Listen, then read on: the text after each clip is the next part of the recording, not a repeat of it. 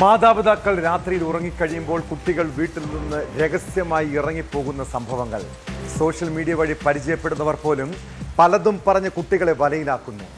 ലഹരി മാഫിയ മുതൽ ലൈംഗിക ചൂഷണം ലക്ഷ്യമിട്ടുള്ള സംഘങ്ങൾ വരെയും ഇതിന് പിന്നിലുണ്ട്. വയനാട് മാനന്തവാടിയിൽ രക്ഷിതാക്കൾ അറിയാതെ അർദ്ധരാത്രിയിൽ വീട്ടിൽ നിന്നും പുറത്തുപോയ 16-കാരിയെ ആൺ സുഹൃത്തിനൊപ്പം ബൈക്ക് അപകടത്തിൽ ഗുരുതരമായി പരിക്കേറ്റ നിലയിൽ കണ്ടെത്തി.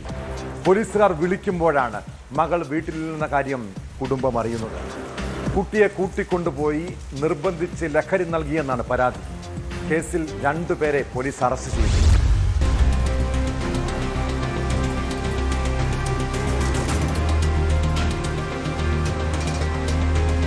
വയനാട് മാനന്തവാടിയിൽ രക്ഷിതാക്കൾ അറിയാതെ അർദ്ധരാത്രിയിൽ 16-കാരിയെ കൂട്ടിക്കൊണ്ടുപോയി നിർബന്ധിച്ച് ലഹരി നൽകിയ കേസിലാണ് 2 പേർ കൂടി പിടിയിലായത്.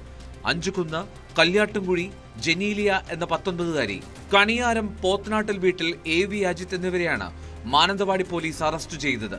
അജിത് മാനന്തവാടി സ്റ്റേഷനിൽ ലഹരി അടക്കമുള്ള കേസുകളിൽ പ്രതിയാണ്. തൃശ്ശിലേരി മുത്തുമാരി കണ്ണഞ്ചിറ വീട്ടിൽ റോബിൻ കെ ജോയ്, മാനന്തവാടി സ്വദേശികളായ കല്യോട്ടുകുന്ന് ലിജു നിവാസിൽ അമൽ കൃഷ്ണ, കുറ്റിമൂല കള്ളംപറമ്പിൽ KV ജിതിൻ, എടവക ചാമാടിപ്പൊയിൽ ചിറക്കൽ C അജിത് കുമാർ എന്നിവരെ കഴിഞ്ഞ ദിവസം അറസ്റ്റ് ചെയ്ത് റിമാൻഡ് ചെയ്തിരുന്നു.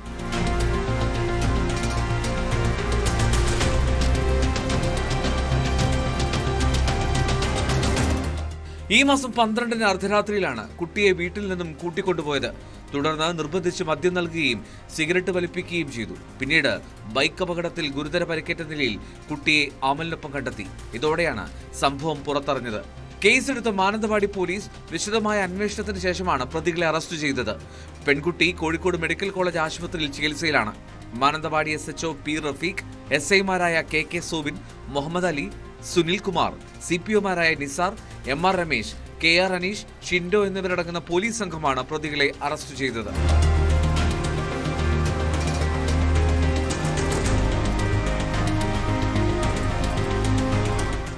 ന്യൂസ് 18 വയനാട്. കൂടുതൽ വാർത്തകൾക്ക് news 18 Keralam YouTube channel subscribe ചെയ്യുക.